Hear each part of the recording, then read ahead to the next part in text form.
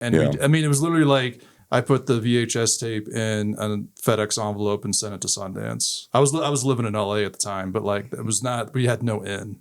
We ended up selling it for like $4.75 million. Welcome to the Red, Green, Blue Podcast. Welcome to the podcast. Here I've got Jeremy Coon. He is the producer and editor of Napoleon Dynamite, and he has also produced and directed a number of other fiction films. And we're going to talk about his career, which really is astonishing, like fairy tale-like, and some of his thoughts on Sundance, directing, the difference between directing and producing, and the difference between fiction and doc. So, first of all, I mean, for you, like, when did Napoleon Dynamite, how old were you when Napoleon Dynamite hit big? I was 24. 24. And I was at school with you at the same time. And I remember, like, you guys did a presentation because it was really unusual for a film from BYU to get into Sundance. Yeah. And there was like a presentation in Museum Art. And even then it was just kind of like, it was cool, but we had no idea what it's going to become. I just want to know, like, when you guys got in, what did you think? Like, oh, good, this is nice. Or did you think it was going to become the hit it was going to be? I mean, definitely no one thought it was going to be the hit it was going to be. I mean, the dream was always to go to Sundance to get it submitted. That was like that's why we shot that summer. Like my whole plan. The goal was Sundance. Yeah, the goal was Sundance because I had gone. So like when I was in BYU the first year, I was like, I did not like being in Utah. I was from Texas and I had a chip on my shoulder, but I was like, oh, but I can go to Sundance every year. Mm-hmm. So every year at school, I was starting with my freshman year, I would just take a week off school and go to Sundance. I did the same. Yeah. And so, I mean, I kind of got the system down, like got to meet people and do stuff, but I was just like, oh, well, if you're going to make an independent film, that's the best launching pad for it. So it was like 2003. And, yeah, I mean, that's just always the plan. There's a story where Jared got nervous about the film and did not want it submitted. And he wanted to like wait a year, and then I pushed forward because I was like, look, that's such a classic artist thing to do. Yeah, I mean, because it's never perfect. Like, if something's never done, you just kind of like. Yeah, I mean, my thing was kind of like, if someone doesn't like the movie now, like then it's not going to get significantly better a year from now. It's just going to be a year from now. We're just going to be waiting longer. Yeah, and as producer, you have people with money involved and stuff after you, and you know. Yeah, well, the other thing about festival programming is that timing is like such a huge part of it. Yeah. Like, because if you have another film that's somewhat similar or something, like, it's rolling the dice to even get in. It has nothing to do with how good your film is sometimes. It's just like, well, they're like, we have a film that's similar to that. We're just going to program one of them. We're not doing both of them. No, it's true. I had a friend who did a movie about a up-and-coming rapper making it big, and it came out, he made it the same year as 8 Mile. Yeah. And he was just finished. He's like, what? It's like the same story, but like better. And what can you do? Yeah. More money, bigger budget. More money, bigger budget, bigger stars, same story. And he had no idea 8 Mile was in production. But yeah, you're the whim of the larger market, obviously. Yeah. So you had no idea. I mean, what was your feedback during the screenings of the film at the festival? No, I mean, the first screening we had was at the library. We had 3 screenings within, I want to say, like 15 hours. So we had like... I think we had a 5 o'clock at the library. We did 11 o'clock at the. This is like Sunday night. I think it was like Friday. It was 5 p.m., 10 o'clock, and then I think we had like an 11 o'clock the next day. Yeah. And the first screening was just like could not have gone any better, and it just that's where like all the buzz started. I mean, I don't think that at least it hasn't happened at Sundance for a while, where you have like this kind of like everyone's talking about it. We had bought like 5,000 Vote for Pedro buttons and just flooded the city with them. So like everyone on Park City had, you know, stuff on their like badges, and people be like, what's that button from? So it's like that. It's exactly what I have happen to the film at a festival where people are just talking about it and they can't get into it, and it just kind of feeds off itself. Oh yeah. But I mean, we didn't get our first buzz. Yeah. I mean, so like, I remember we got called over. That was viral before the internet was huge. Yeah, exactly. Yeah. Yeah. We got called in. So we got our first offer from MTV Films for like $3 million. And because I remember we didn't get any offers because like our sales agent like pulled us over to the condo, and I didn't realize that he basically called us over because he didn't want us like in circulation.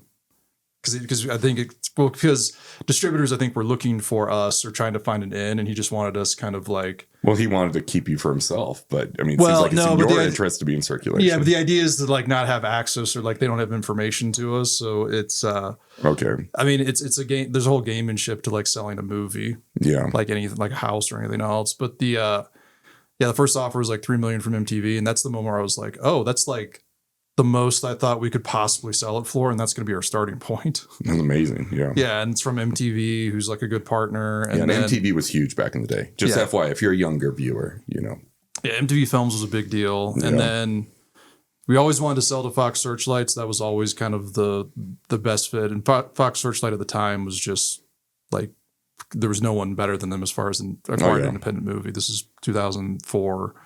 And they came in with the entire executive team. It was like 10 of them. We talked for like a half hour.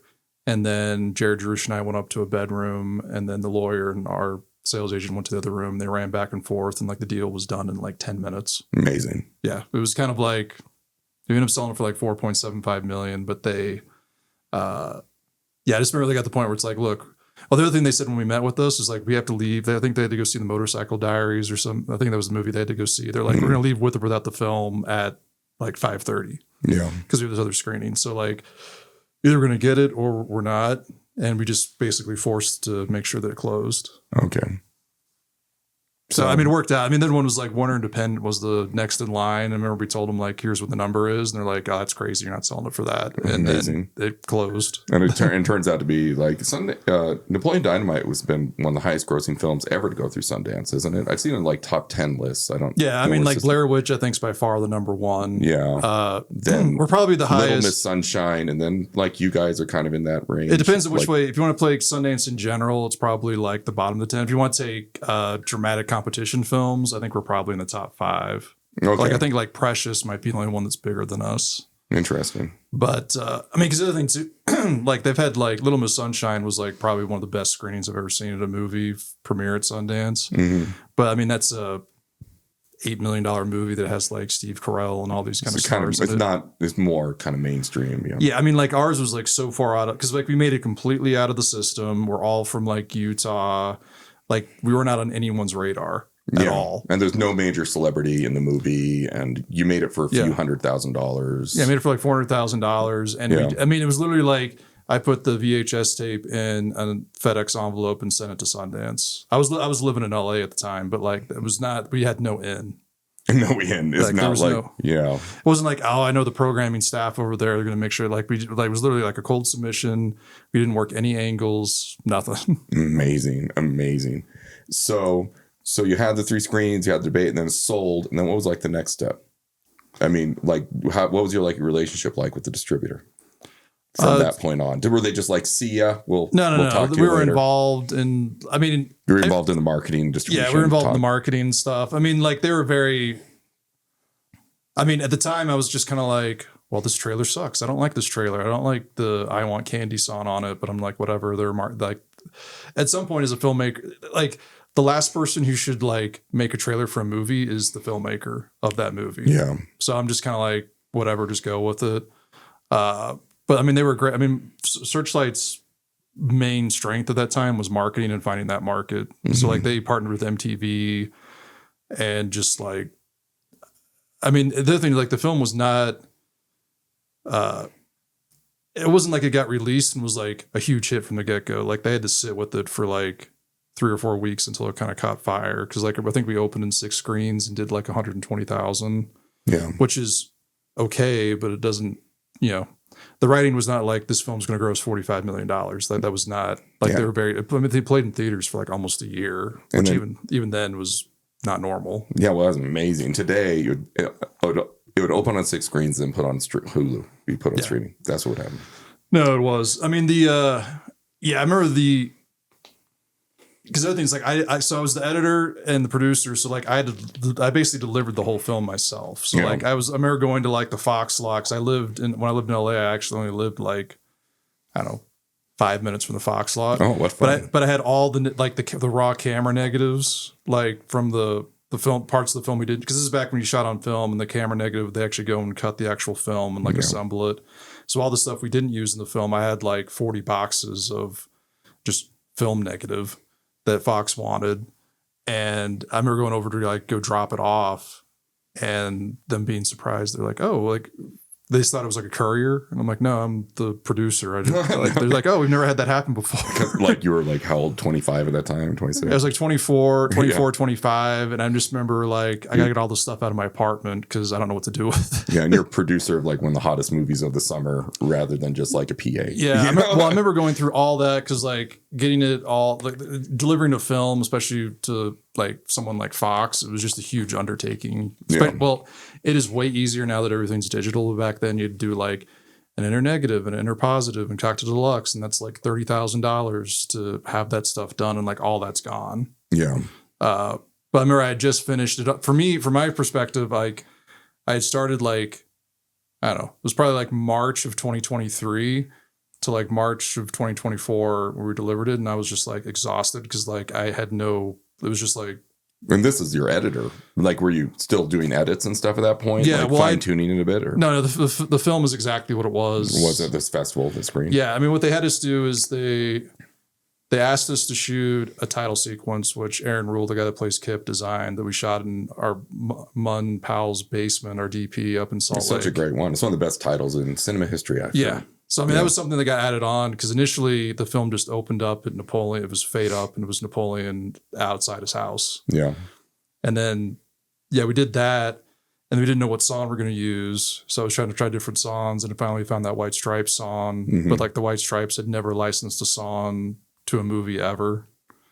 And we're going through it. And we'd already locked picture on the title sequence. So in like the White Stripes, eventually we sent a videotape to Jack White. He watched it and like loved it, invited his friends over, watched it, and then called like his lawyer and just like, make this happen. I don't care. So we ended up paying like, yeah, I think Fox ended up paying for it, but like it was like a third of what it probably could have sold for at the time.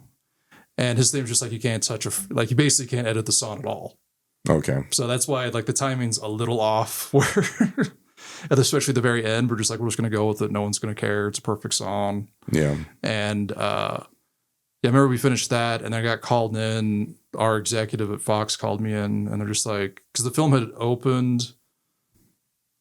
Yeah, I think the film had opened and this is like June. Mm-hmm.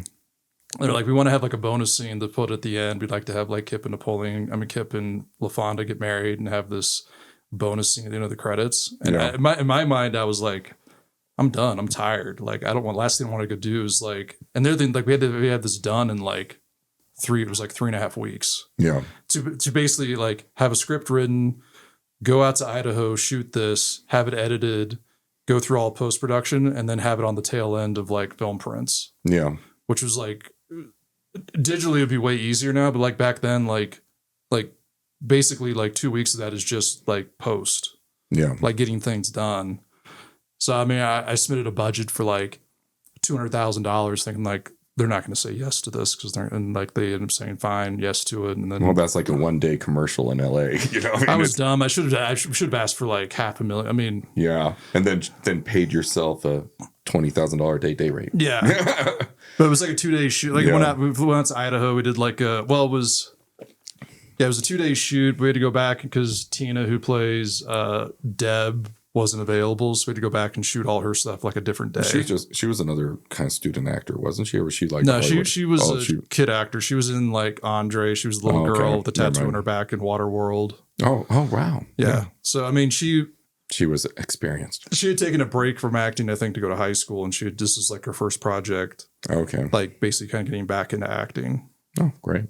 Anyway, so she wasn't available. Yeah, I mean, I can't remember what the reason was. It was something like we had to go.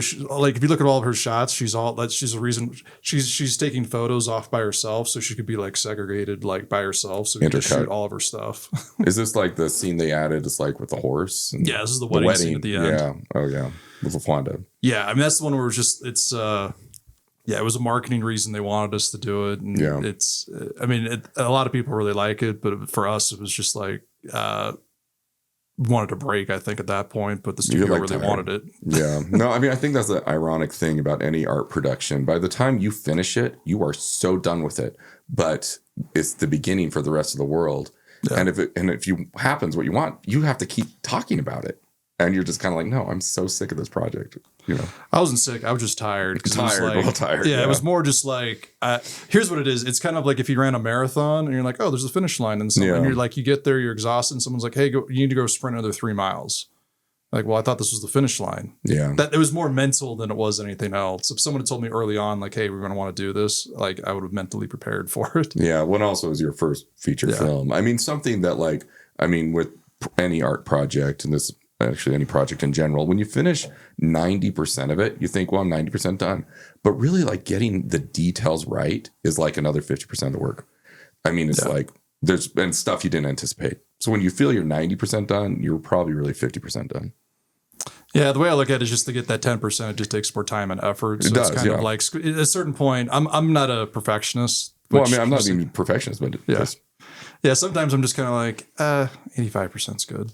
Sometimes, especially for like docs, I'm like, That's why I'm too. And I mean, I do think there's a tendency in art, especially in film, you have to make so many decisions that to get paralyzed by how many decisions you make.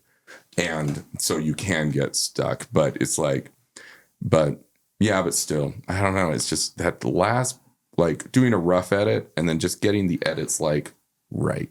Or is the two so different? Yeah, I did the rough cut for Napoleon, I think, in 8 days. Yeah. Like it basically was like, if the thing was 2.5 hours, because like I was basically working like, I don't know, 18, 20 hour days, because I was like, I got to find out I basically wanted to find out as soon as possible if we had a movie. Yes. Like I want to find out, be like, oh, this camera roll's ruined, or like the scene that like, so I remember cutting that and being like, it's here. It's just going to take, 3 or 4 months to kind of get it to where it needs to be. But like all the pieces are here. Yeah.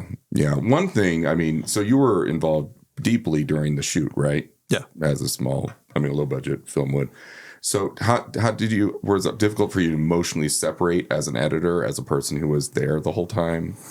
I mean, just like you get caught up. I mean, to me, when I'm editing work, it's like sometimes I work so hard for a photo. I'm like, that photo is staying in no matter what. Or no, but you were like, nope, that's gone. Even though that was a hard shot to do, that's out. Yeah, I divorced myself from that. I mean, like there's a whole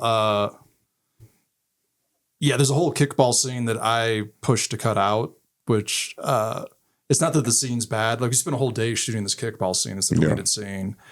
And I cut it out because I think there's this problem in comedies where like there's like 3.5 acts and like the ending just goes on too long. Mm-hmm. And like where that fell, it just threw the timing off. So it was at the end?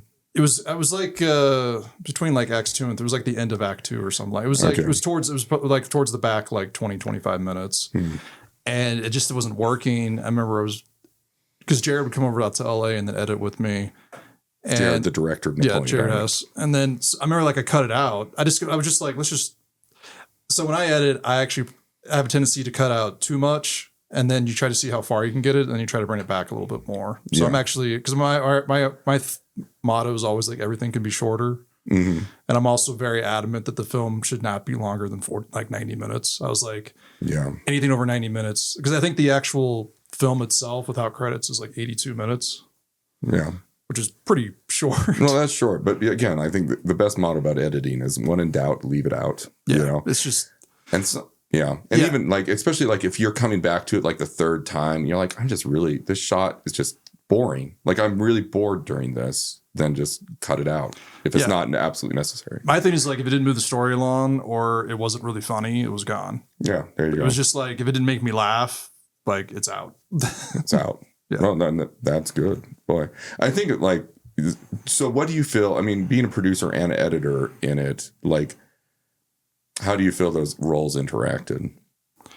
I think it's unusual to be a producer and editor, but that's independent. Scott Mosier and me. No, I think so. I started as an editor, and like the idea is when I did Napoleon, it's like, oh, if I'm the producer, I can hire myself as an editor, and I'll have my first editing credit. Was kind of initially like the thought process. Yeah, because I had access to like make a movie, and it was kind of like, well, what's the best shot to make this movie? Because this is during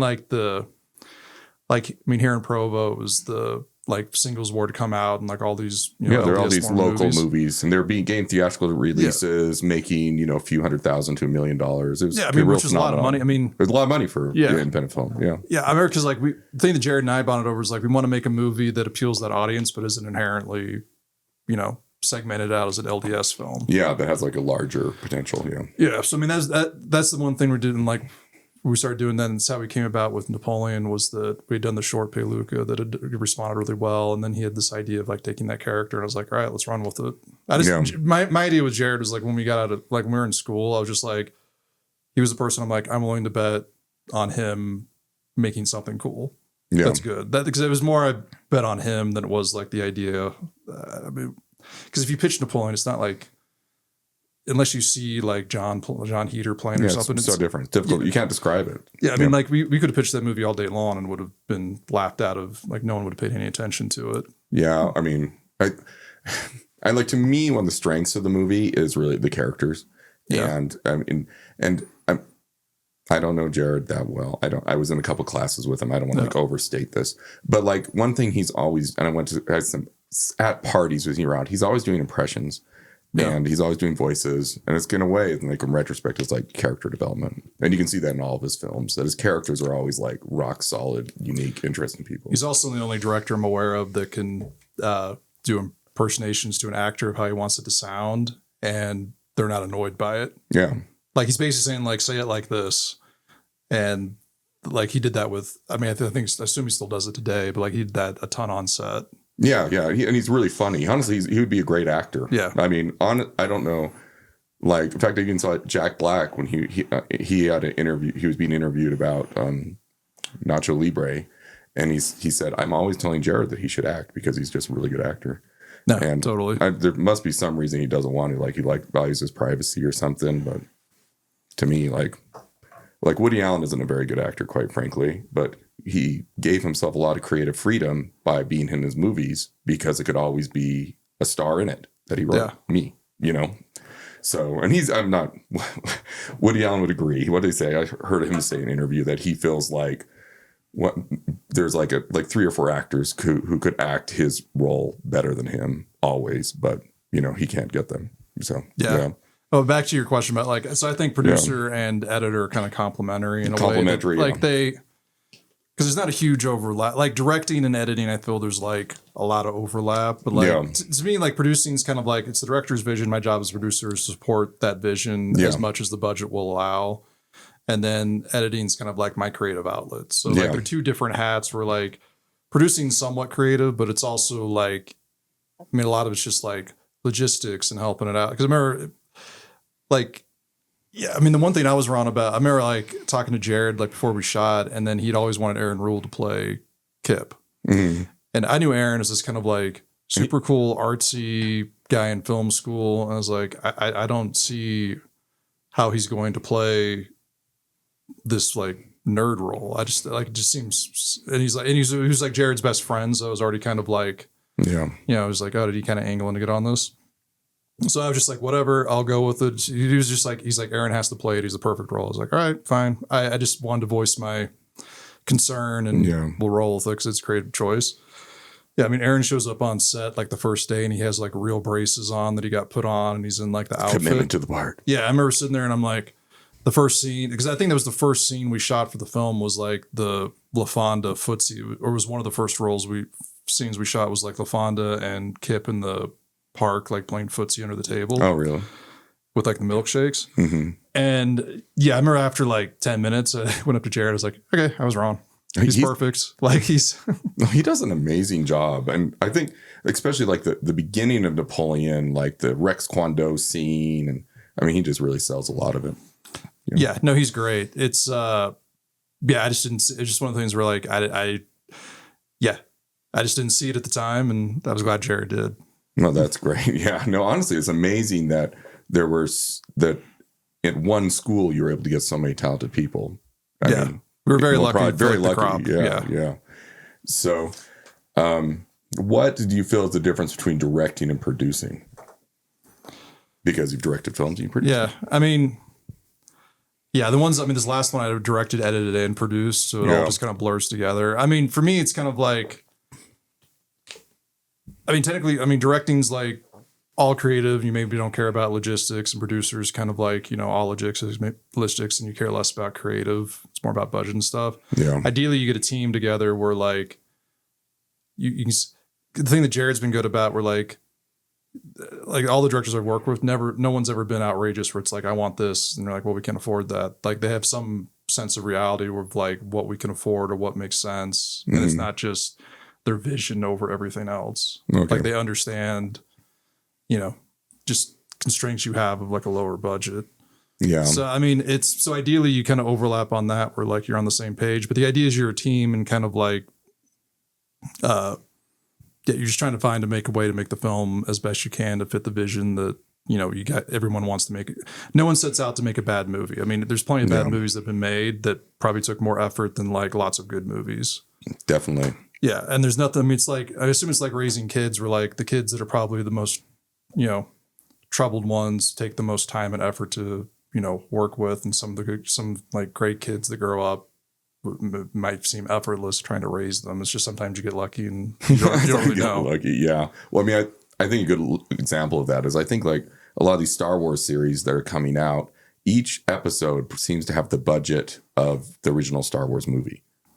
Yeah, more. More. Yeah, I mean, each episode of the series. So, but George Lucas with the same budget actually did the original. Yeah. I have some guys that I know that are doing the showrunners on that Lord of the Rings show, and I think that's like $30-40 million an episode, something insane. Yeah, like it's basically like a major motion, like a blockbuster budget for like each episode, because each episode's like 50 minutes. Yeah. No, I think, and that's the thing. I mean, 400,000 for Napoleon, and to me, I mean, again, I think if you're listening to this in Utah, Napoleon's like legendary, but I think it's hard to separate though. But like when Napoleon came out, like I was in graduate school in Scotland, and I would hear people quoting on the street, kids quoting on the streets of Scotland. And then I was like in New York again when it was still in theaters, like for that year, like I remember I was visiting some friends on Christmas break or something.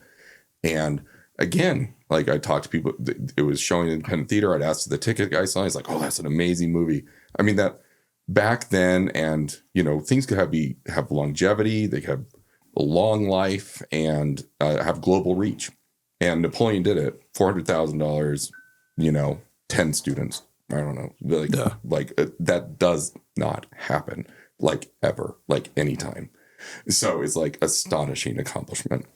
So what do you feel is the difference between doing fiction and documentary work?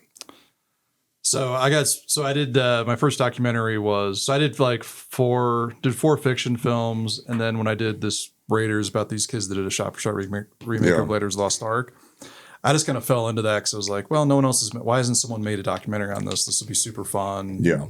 And I just kind of got into it. And then I got bit by the documentary bug. Because the thing I like about a documentary is that there's a much lower bar to entry where I can pick up, like I taught myself to go shoot.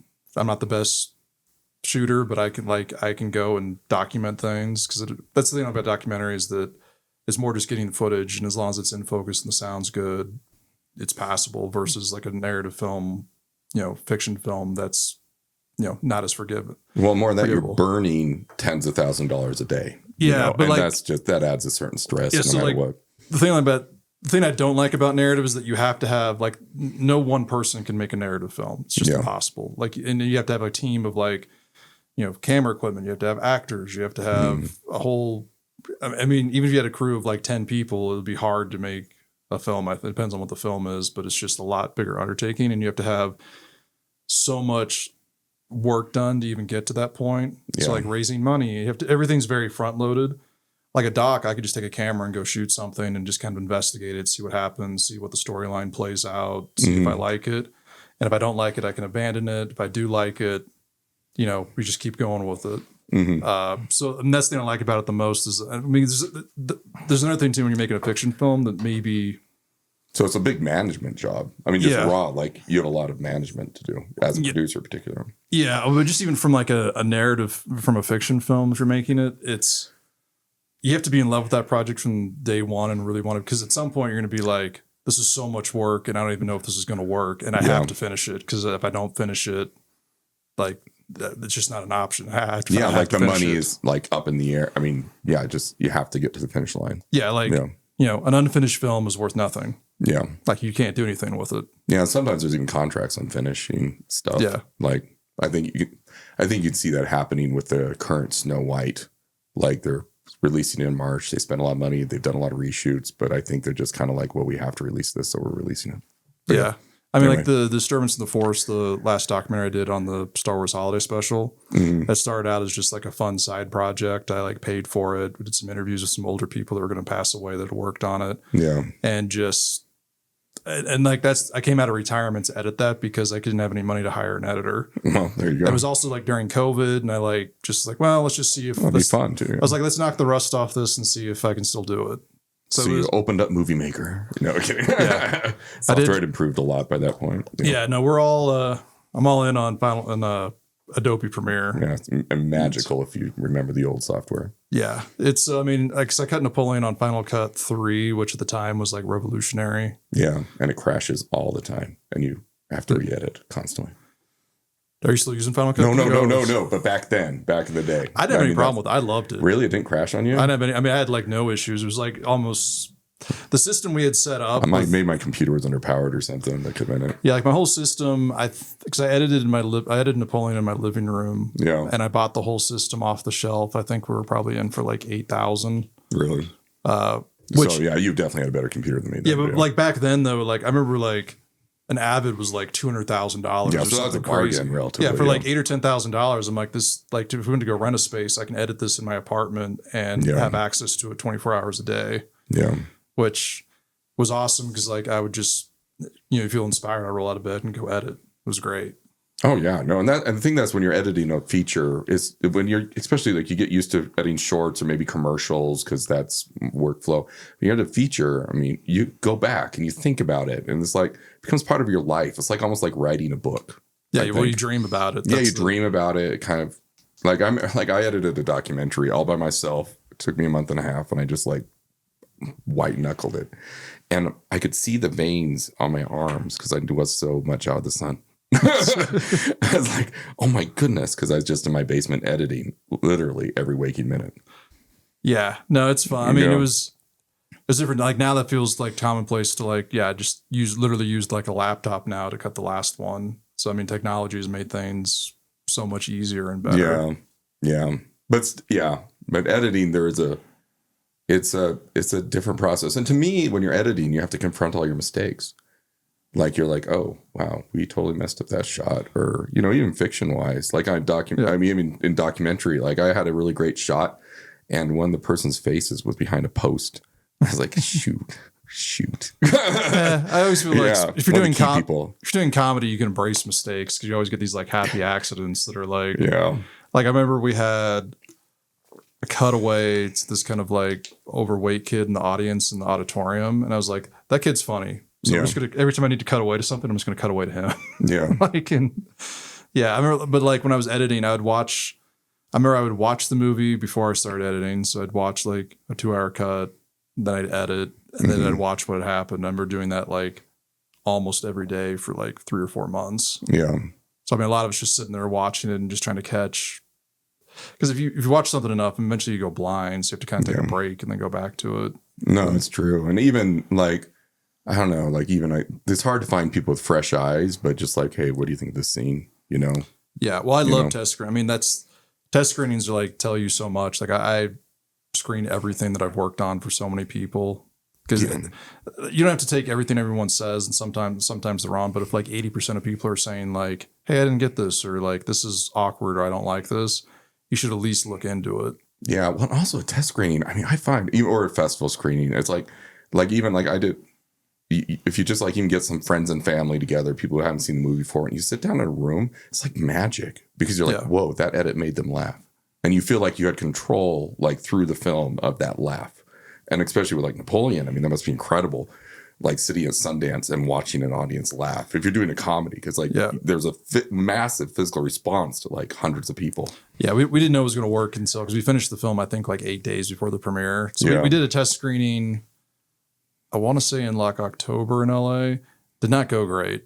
Oh, it was like I still have the cut of the film that we showed. It's on like DV cam. Mm-hmm. So I mean, it's like a rough cut from like the QuickTime files. So like the resolution. Somebody I should break it out. We should watch it. But I want to say it's like an hour. It's probably has like an extra 15 minutes in it. Mm-hmm. And we did like the exit sheets where people would write their opinion. I think we rented a theater and we had like 30 something people there. Yeah. And it was not overwhelmingly positive. Some people were like, this is going to get there. You just need to work on it more. Other people like, I don't get this. This isn't funny. What was the demographic of that? I mean, it was an industry crowd. It was like, it was basically like we tried to invite people we know, but it was all people in LA, and just by being in LA, people we're friends with or industry type people. Mm-hmm. So I mean, that's the demographic. I mean, when we made the movie too, we had no expectation that it would cross over to like a younger crowd. Like we made it for us as like, you know, post high school, like college age kids. Like that's who it was made for. Mm-hmm. And the fact that like, because during Sundance they did, I think they still do them, but they do high school screenings for local high schools here. So we screened up in Ogden, and I went to it because I was just like, there's no way this is going to go over well. I'm like, my theory was that someone can't laugh about the awkwardness of high school if you're still in high. It's like too close to home. Maybe you won't see the humor in it, but like after you graduate, you could see it. Summer was like, it was in Ogden, but it was like, was it Ogden High? It was an auditorium that had like 1,000 kids in it. Yeah, Ogden High is like an amazing Art Deco place. Yeah, it was a theater like that. Yeah. And we showed it, and like the response was amazing. That's where like because Searchlight was there, and they had just bought it like 2 days before. And that's where they had the idea of like MTV, and like we have a younger generation we can go after. Like they opened a whole new door for the film, I think, because of those high school screenings. Oh, yeah. No, and again, that's a thing. And we talked about this before we started recording, but I think the interesting about Napoleon is that it seems to find resonance over and over again with people, and that's given his life. It's not, I mean, like, and it's a movie that you like to live with. You don't like mind rewatching it. Whereas like Precious, which is a good movie, you don't really want to watch it twice though, because it's like pretty depressing.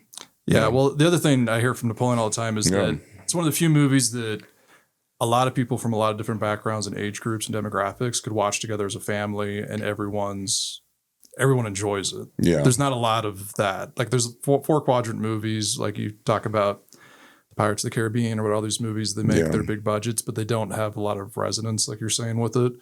But I've heard multiple people just said like it's like a family movie. If they don't know what to watch, they'll watch that at least once or twice a year as a family. Yeah, well, it's kind of, I guess that puts it like in the same territory as like The Princess Bride. Yeah, exactly. It's similar, and it's also very quotable. It's got great characters, you know. So yeah, yeah. I mean, we tap into it. I mean, when we made the movie, I was like, man, if this is like Ferris Bueller's Day Off, where like there's always a new crop of high school students being born, that because I remember like, I graduated high school in '97, but like Ferris Bueller's Day Off was still one of my favorite like high school movies we watched, even though it was, 10 years later. So I feel that's what it is. It kind of resonates where like everyone kind of knows what, in some way you relate to some character in the movie, whether it's Napoleon or someone else, and you just know that kind of high school feeling. Yeah, you wouldn't feel that. And I think everybody, I mean, it's not true, but everyone feels like Napoleon to a degree at some point in their life. You know, like, I mean, everyone's awkward. Everyone's awkward. And like, I remember when I was in junior high sitting in the bus stop, and I was like, I don't have any older brothers or anything. I was just like, I wish someone explained to me like what I'm supposed to do at this junior high place. Yeah. Because it's different than elementary school, but I'm not sure what I'm supposed to do. Yeah. Like I love junior high and high school. I remember I was talking to some friends. I was at a poker game, and they're like their kids in middle school. It was like 8th grade was one of my favorite years. They're like, no one likes 8th grade. That's so I'm amazing. Like, 8th grade was, you had it figured out somehow. Well, I just was like, it was fun. I didn't have any, I mean, I wasn't like super popular or anything like that. I just was like, I hung out with like people who were fun. So I kind of like, the freaks. I didn't hang out with the jocks too much, but I kind of got along with whoever, and it was more about just having a good time. And everyone in film hangs out with the freaks in high school. Freaks were always the nicest people that I hung out with, were the most understanding. Yeah. I mean, for me, like I start junior high and early high school, I was geeks. And then senior, I was freaks, art freaks. And I actually find it similar that like, and a lot of my friends are engineers, like geeks and freaks are actually more similar than you think. Geeks like computers and things, freaks like ideas. And so, but ideas and things are more similar than you think. Yeah. Yeah. And then of course there's like the jocks, and that is like a whole other territory. Yeah. My thing is kind of like, in retrospect, no one's that cool. If you go look at your book, no one's that cool in high school. Well, and that's that's like the thesis of Napoleon is that like even the jocks are just total dorks in this. Like there's that one guy at the desk, the blonde buzz cut or whatever. He's that guy's Bracken. That guy's the real deal. He was playing himself. There you go. Yeah. Yeah, no. And I think, again, I think in high school, you're just trying to figure out where you fit in the world and stuff. And I don't know. And also you're just all together. I mean, that's the thing. You're just not all together ever again in your life. American public high school really is just an amazing phenomenon. Like they don't have it in Europe. Everyone's segregated like at 12, basically. Yeah, like my high school was like 2,000 kids. Was so it? It was kind of like, no, it was really hard to have anyone. Like it was so big that like there wasn't any kind of like no demographic dominated. It was just kind of like you had big groups of people, but like we all kind of had, everyone kind of more or less got along. Yeah. Well, I mean, and honestly, that was like, again, because of my freaky, I found like when I left, I knew everybody. But anyway, because like I was also on like the soccer team, which is weird. Like not many people, I've realized this in retrospect, not many people are on high school or college athletics and then go into art. Just saying. That's a usual combination. Yeah. So anyway, so Sundance just finished and we both went and, had a great time. And Sundance is such a blast. I mean, just everybody there is just such a great attitude. It's like a lot of people with dreams who are kind of aspiring to be in it. A lot of people whose dreams are coming true. And I'm just thinking, bless Robert Redford for starting that thing. But certainly post-pandemic has changed. I mean, do you have any ideas of like what you would do to change it? Or, I mean, to like keep Sundance really relevant and keep this pathway that like Napoleon enjoyed to film? I would not move it to Cincinnati or Boulder. That'd be That's number one. Yeah. Why would you not move it? Like nothing against Boulder or Cincinnati. It's more just like the way I describe it is kind of like it just becomes another festival. I think they say like the Sundance spirit will go, and I'm like it's not going to. It's going to become something different, and there's no way. There's people who are just like people have been going. There's people that come that I see every Sundance that have been coming for 20 plus years, and like they're used to like flying from LA and coming to Salt Lake, and they know they have the same house they stay at. A bunch of those people are just going to opt out and not go. I think. It's hard. You move anything, it's hard to retain your clients. Yeah, and like I don't know who's going to be excited about flying to Cincinnati in January. It's my main thing is just kind of like there's a lot of history here and like going to like see films at the library and stuff. And like, I mean, then moving it to Salt Lake's going to change it, but you can at least have some of the history there. And then you still have the Sundance Institute here, so I don't know if like they plan to get rid of that and then move it. Yeah. But I had this feeling that like it's. I mean, I wasn't very old when New Coke came out, but I feel like they're trying to like rebrand it as something that it's not, and people are just gonna be like, "Wait, this is just another festival that." And there's so many other festivals that it's gonna lose its charm. I think. Yeah. Well, to me, also one of the magics, I think Bob, aka Robert Redford, did this intentionally, is that. In LA, like there really is, everyone's got barriers up, and they need to have them. I don't blame them. And like, especially if people who are decision makers with quite a bit of power. And for some reason, you put a code on them and you stick them on Park City Main Street, and the barriers go down a bit. And they're more willing to talk to 24-year-olds who have a film in an independent films festival. And that's kind of the magic. And again, like, film, I don't know what it is, especially like I came into film through documentary photography and like, which is the opposite, but there's like a lot of egos and there's just no way around it and you can complain about it, but that's just the way the field is. And again, at Sundance, whatever it is, big egos in LA, you put them in Park City, egos goes down a bit. And I don't know if they'll be able to preserve that.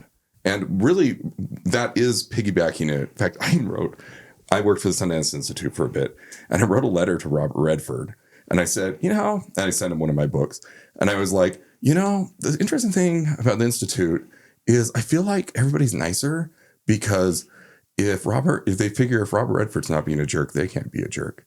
No. And that's true. And again, if you're younger, Robert Redford is like Tom Cruise of the 70s. Like there really is very few celebrities in his orbit, even close. And so it's like and the very fact he wants to be called Bob at Sundance is like he's a rare celebrity that's been able to separate his brand as Robert Redford. That's what he sells, but he is Bob, and he separated those two characters, and he's really kind of a cool guy because of it.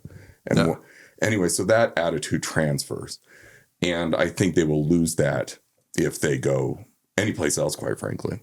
Then Yeah, my hope is that it's just a negotiation ploy to get more money of Utah, which I'm fine if I'm getting more money out of Utah. Yeah. But part of me thinks that, I don't know.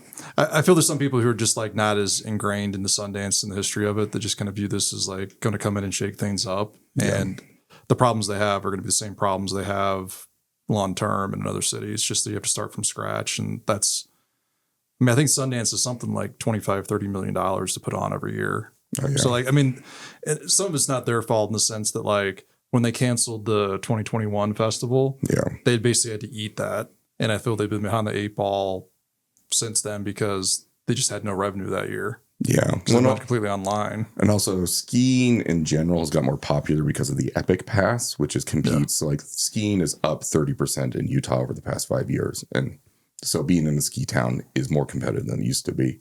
Yeah. But again, I think they'd lose that. Oh, fun on the Robert Redford thing. He actually wrote me back and he said, which is amazing. Again, I was like kind of newer in film, so I didn't realize like Robert Redford writing you just never happens. And he wrote me back. He said, thank you so much. Your letter is like my happiest reward about doing Sundance. Oh, that's nice. And I was like, wow, that's amazing. So, and letters like yours mean a lot to me. Yeah.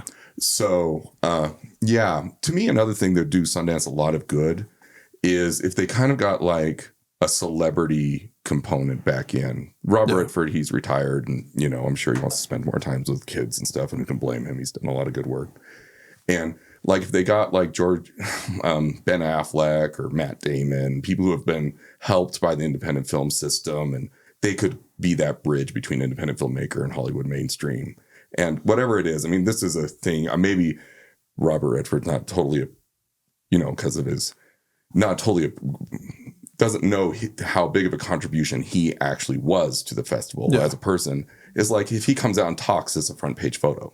Yeah. And Ben Affleck and Matt Damon could do the same thing, or George Clooney, something like that. Yeah. I mean, I think it's a good idea. To me, it's more like they kind of need to get back, because the thing is they found artistic films that were also commercial. And I feel like the commercial aspect is almost like the opposite of what they want to do. They want to have stuff that's like not commercial, and they program that. And I'm like, your festival's based on being a launching pad for, independent films to get sold and go on to be successful. Yeah.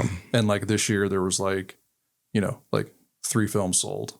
Yeah. Like that's it. So, I mean, that's a really like, part of that's because just independent film model's broken. They don't have a financial model for it. But I think part of it's a content issue where like you chose to put forth, a certain kind of slate that buyers just don't see an audience for. Yeah, no, and that's a conflict that, and especially I have an MFA in visual art. And so like, for example, there's a film which is called Zidane or something. He's a huge French soccer player. And it's nothing but a camera medium shot of him for an entire soccer game. And it was on the cover of Art Forum. It was on DVD. I think it did fairly well.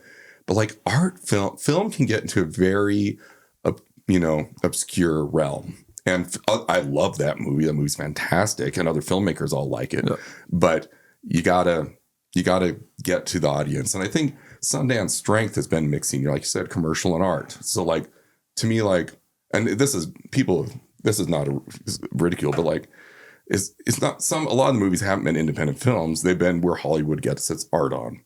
And that's fine. They have distributors. They're made by a studio. They're just kind of more artistically bent, but they're still commercial. So like 1/3 of the slate should be that. 1/3 should be films like Napoleon, legit, independent, and 1/3 docs. That's kind of been, but they've kind of gone away from that a bit. Yeah, like there's not, there just wasn't a lot of things I saw this year that I got like really excited about. Like the best film I saw, the Pee Wee Herman doc, which was HBO made, was like phenomenal. Yeah. It's like 3.5 hours, and like I loved it. Yeah. I think should come out later this year. But the one surprise was Andre's an Idiot. Did you see that? No, I didn't. It's about this ad executive in San Francisco who puts off getting a colonoscopy for like, he's also a total character. The movie works because, well, I don't want to spoil it. Don't spoil it. Okay. But it's called Andre's an Idiot because he finds out that he has colon cancer at like 53. Oh, geez. And the first thing his mom says, like, Andre, you're an idiot. Why did you not get it? So it's like basically him fighting cancer and having like a good attitude about it and all that stuff. But it's like really emotional, but also like really funny as well. And like it's an entertaining watch. And like A24 had already got the rights to it and was bringing it to Sundance. But like they need to have more films like that, I feel, where it's like that's the perfect mix of something that's like a film people want. I just feel there's a lot of films where I'm just like, someone's gonna be upset, hire a babysitter, you're gonna go pay, $10, $15 a ticket to go see this. And I'm like, this feels like medicine, like I'm supposed to like this, but it's not. Not everything has to be frivolous and entertaining, but you at least need to have it be worth my time. And every film has to entertain someone in some capacity or enlighten or do something. Yeah. Well, and there was an article in Variety about the festival that said the same thing. It said it listed a lot of the most successful films over Sundance and said, when I saw these, I didn't feel like I was taking medicine. Yeah. I mean, a lot of it's just agenda stuff. I'm supportive of like different points of view and stuff like that, but it's that can't be the bar for success. Like you still have to make a good movie. Yeah. Like, oh yeah. No. And I think, I think if they really just focus on getting really great movies that people want to see, but I think it's harder to do that. It's easier to kind of blame like the location. Like, well, we're in Park City, that's the fault. And if we were another place, we'd make more money. I mean, the main reason for that is just expenses. Because like, I mean, I heard about this last year, but they were saying that like people just can't afford to go. Because like if you had a film at Sundance, independent filmmakers are paying 20, 30 grand to like have their team come out and stay in Park City. So like the move to Salt Lake, while not as great, it solves that problem a lot easier, and you still have a whole infrastructure here of people. Yeah. I don't know how you move to a different city and just turn that up in a year. Yeah. It's going to be really hard. It'll be really hard. And also you'll encounter problems you didn't anticipate, and they may be bigger than the problems you have. Exactly. It's kind of like you're just trading other problems for other ones that you don't know about. Yeah. And film festivals in general, I think are all kind of, I don't know when film festivals peak, but I feel like every city more or less has some film festivals. Yeah. Every year, any major city. So, I mean, there's probably, at one point I think there was like 10,000 film festivals. I think now it's probably dropped to like, 4,000 or 5,000, but that's still a lot of film festivals. Yeah, there is. And well, again, and also just back to like that, the core thing is you want LA establishment people to kind of have that barrier go down and have a good time and want to come in person. Because I do think that's one thing the streaming did is like, if let's say you're a really high powered executive, you make $10 million a year, you're like, yeah, I'll just watch it on TV and stay home. Like I don't deal with the hotels and everything. And so, but they didn't realize that if that high power executive went, another 200 people would come just to kind of follow him. Yeah. And so that just really declined ticket sales. Well, you just have the Sundance High too. I've seen something with like an explosive crowd. I mean, like we saw Kiss the Spider Woman, which I didn't particularly, it was okay. Yeah. I mean, it's a $60 million, like, spectacle by Bill Condon. Like, I mean, it's a very well-made movie. Yeah. But I remember like we're leaving, I'm kind of like, we just saw that film and maybe the best case scenario we'll ever see. Like the premiere will not be as electric as like what we just saw. Yeah. It's like, well, and I honestly believe, I mean, I'm not one of those people, but like you are the high powered exec.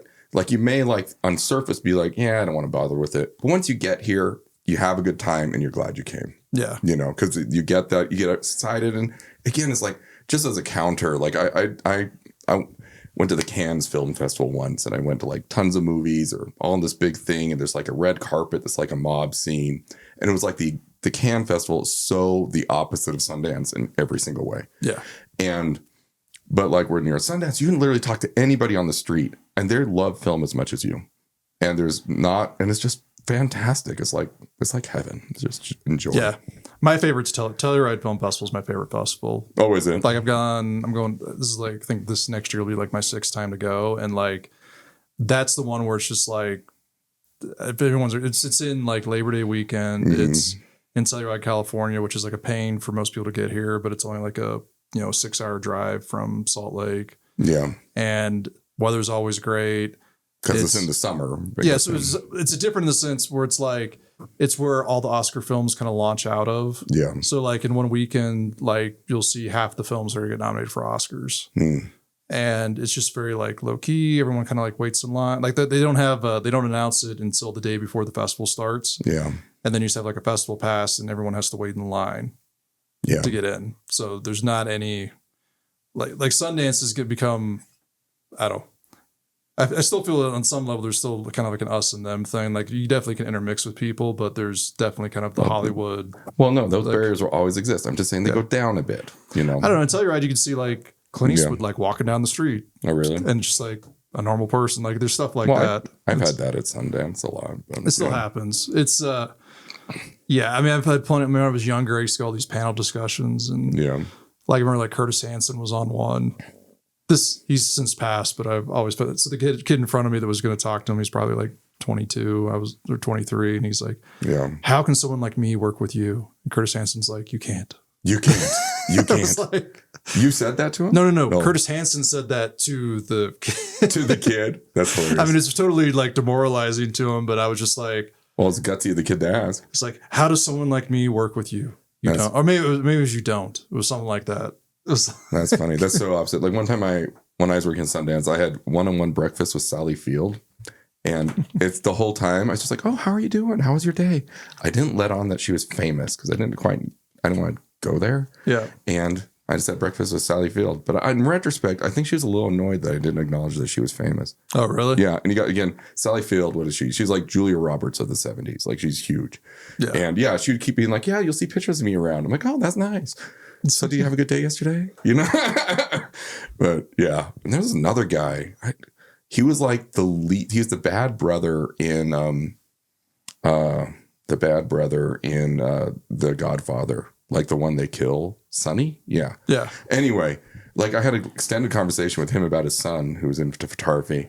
And then someone came up to me afterwards like, oh, do you know that guy's like a really big actor? He's like in Godfather and stuff. I was like, oh, really? That's nice. And then ever since then, he would have lunch with me every day. And I was like, oh, that's cool.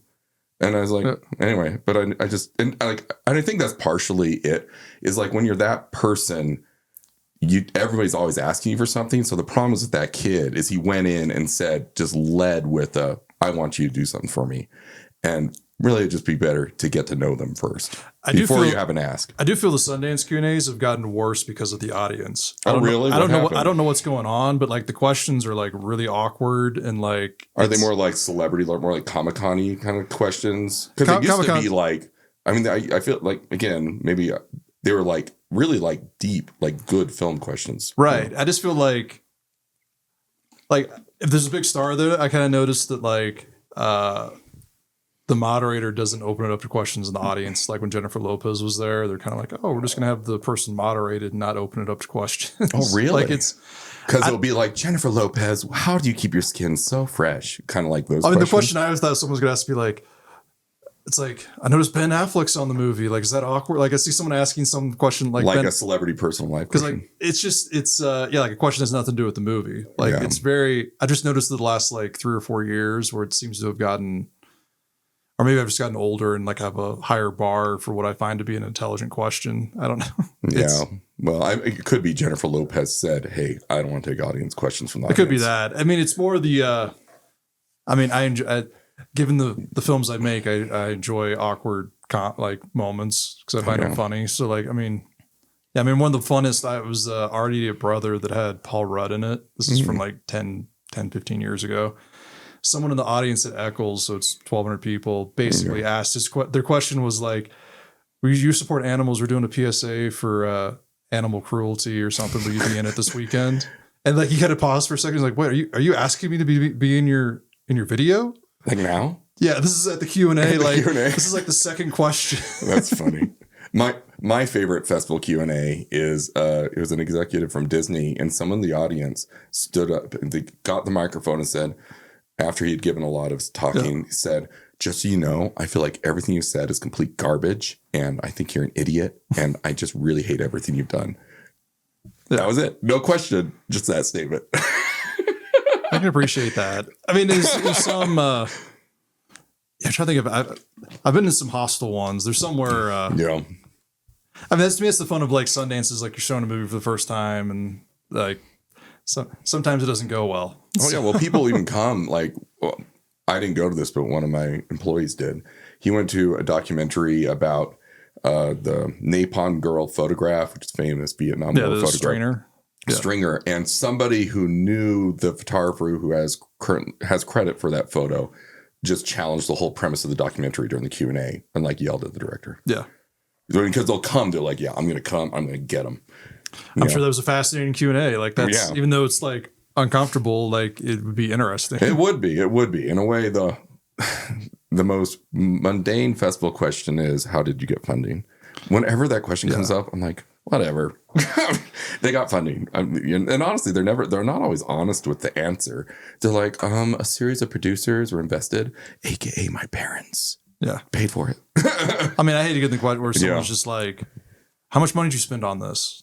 Yeah. Like, well, well, and honestly, they can answer that because I mean, I had a client who got his movie into Sundance, and he spent like $40,000 on it or something, and you don't want to tell people that. Yeah, you know, I mean, the movie's an amazing movie, and just the amount of money you spend, there's not a correlation. He worked on it a long time, but $40,000 were actually spent. And I heard him say, "It's like the reason why you don't is because they'll give you $1 more. They're like, oh, you spent $40,000, we'll give you $50,000. Yeah, and then you're just done. You know." It's like a house. It's whatever where someone's willing to pay for it. Yeah, exactly. Well, and also there's just a lot of things. What is it? William Goldman said this about the Butch Cassidy script. He sold it. At the time, it was like a record time. It was $200,000. And he said it was like crazy how much press coverage that got. And he said, so people would ask me, how long did it take me to write? Like I made $200,000 in that time I wrote it. He's like, well, it took me about 3 months to write, but really I've been working on my head for about 10 years. You know, and it's arguably the best script he wrote too. So it's like, again, that's like art. It's kind of random, and sometimes you make a really great thing. You know, my main thing is basically have to have a bunch of at bats, and if you're talented, eventually, like you'll hit a home run or at least a double or a triple. It's the, having like one, thing. It's just hard to have that piece. I feel very fortunate in the sense that like the one thing we did was a huge hit and opened doors, so it made everything easier after that. But like. But you didn't expect it to be a huge hit. You were making a movie. No, the goal was to like get the money back and get the chance to make another movie. Yeah, that was basically like our bar. Yeah, like have people see it, and the fact that like, at every stage, like we were surprised like by what happened. Yeah, no, and I think like again, that's something you see, especially with younger filmmakers. They're like, they'll be making the first movie. It's like, you don't understand. This is gonna be the next Godfather movie. This is so amazingly good, and they like set out with that goal to make like the great American novel to put in writing. But no, just try to make a movie, make another one. Yeah, I always joke, I'd like to know how many people have lost money investing in movies because of Napoleon Dynamite, in the sense that like someone's used it as a comp to be like, oh, well, this movie costs $400 in this, so we can do this. And I'm like, there was a period where that was like in every, every investor prospectus for like an independent movie that I saw. Yeah, well, Blair Witch Project did a lot of that too, I think. Yeah. But again, the 90s were a really great time for film and the early aughts. I mean, do you think we can ever get back to a time like that where movies like Blair Witch Project and make hundreds of thousands of dollars, or Napoleon? No, I think so. I mean, I feel that like everything's cyclical and like we're just going through. Part of me is curious, like if the films at Sundance are really the best the films being made, and it's just kind of like the market's kind of sick in general and the stuff's being made, or if like what's being selected out maybe isn't the best. I don't know the answer to that, but here's my thing. There's always going to be people who want to watch something. Yeah. How they consume it or what it is might change, but there's people just aren't going to just not going to consume content. It's just not going to happen. Yeah. Like people want to be entertained. People want to see new ideas. It's made the main problem with like all the streaming stuff. I get the sense that a lot of it's just content, and people feel there's not any like emotion into it. It's almost like someone's making a paycheck where it's like, I'm going to put this out. And it's like, I kind of think about independent film that was awesome back in like the 90s is that it felt gritty, and like people were like, there was a lot of passion behind it, and blood, sweat, and tears. Well, an independent vision. Yeah. People want an independent vision, and it's difficult to describe this, but it was like cool. I mean, it was cool to know the latest movies coming out of Sundance, and I don't feel it's like as cool as it used to be. Like I remember seeing Pulp Fiction by myself when I was 15 because none of my friends would go. Yeah. They're like, whatever. That's like John Travolta's in this like movie that I've never heard of. Like, yeah. And then, 3 months later, it was like huge. Yeah. But, to me, I think that opened at some point, there's going to be a film that's going to open a different, like the 70s, I feel were like a great time period for movies. Yeah. 60s for the most part, probably not so much, or like the 50s. It just at some point there's like, I also feel given like, and the 90s were really great for movies too. I think the 90s were good. I also feel just like, I feel there's a fair amount of turmoil in the world, which should result in better art.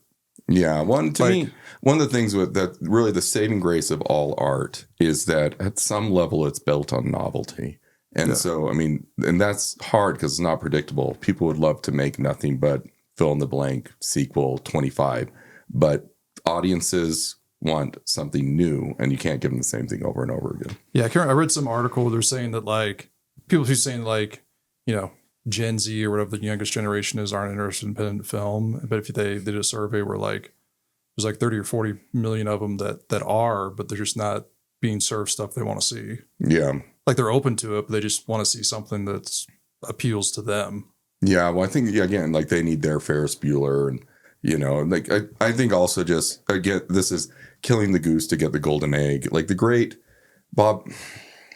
Anyway, like studio executives had the great idea that like, well, we can use. We should only do tentpoles. We shouldn't do low $10 million, $20 million budget movies, $50 million budget movies. We'll only do $200 million movies because they can make billions where the 20 million may make. Well, they oddly enough view it as lower risk. Yeah. Because and also greater potential upside. But the thing they missed is they weren't developing talent. And then like, you know, Clint Eastwood is in his 90s, and there was no new talent to feed in to the bigger budget movies. No, Quentin Tarantino's coming up. And so they just kind of killed the whole ecosystem. And now they're scrambling, but there's just nobody down there, you know? Yeah, nobody to move up. But I also feel they're not making those movies anymore. No, they're just not. I mean, they're not making. There's basically like, so there's this. I think it was 10 years ago. Like Spielberg and Lucas came out, and they're just kind of like blockbusters are going to ruin the film industry. And at the time, I was kind of like, hey, Marvel movies are great. Like whatever. Yeah. Like these are just old men. Like Batman Begins. You know, it's great. Yeah. Yeah, but my feeling was like they're saying it's just like this is going to kill like the mid-range budget movies. So like there's hardly any movies that get made, you know, between the, you know, 20 to 30 like. $20 to $60 million budget range. There's just aren't made. There's a couple, but back in the 90s, that was like that mid-range budget let people take a lot of risk, and you know some good films came out of it. Yeah, because like right now you have like $200 million movie, and then you have like sub 10. There's like nothing in between, and you know sub 10 film is kind of hard to pass off as something that would be like a studio project. Yeah, especially now. So I mean, I feel that. Yeah, I mean, I don't know what the answer is because I mean the big budgets are just not like I've seen so many like Marvel films that I kind of don't care anymore. Yeah, again, it's that novelty. Like in the Batman Begins, Jerry Maguire Spider-Man, this was really all new, exciting stuff, but now it's been going on for 20 years. So, and well, they all kind of feel the same at a certain point where I'm just kind of like. I mean, they're talking about like what 35 Marvel movies have been made or something. Yeah, I mean, it's insane. It's insane how many movies are in the the whole world.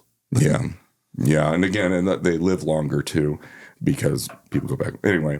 But well, we got to get him on out, and so. But I really want to thank you, Jeremy, for coming. You're the best, and thanks for having me. Thank you so much for making Napoleon, even though it was all the years and all these great documentaries. Like, go check out the Star Wars story. Is that Disturbance in the Force? Disturbance Force. It airs on Vice occasionally, but it's on like every transactional site you can think of, and then Raiders, I think, is on Hulu. Raiders, particularly if you're involved in filmmaking. Buy and download Raiders because it's amazing. They go through all the drama of an independent film production with one scene from reshooting one scene of Raiders Lost Ark. It's just a joy to see if you've been involved in movies. Anyway, thanks a lot for coming, and we'll see you later. All right, thanks. All right.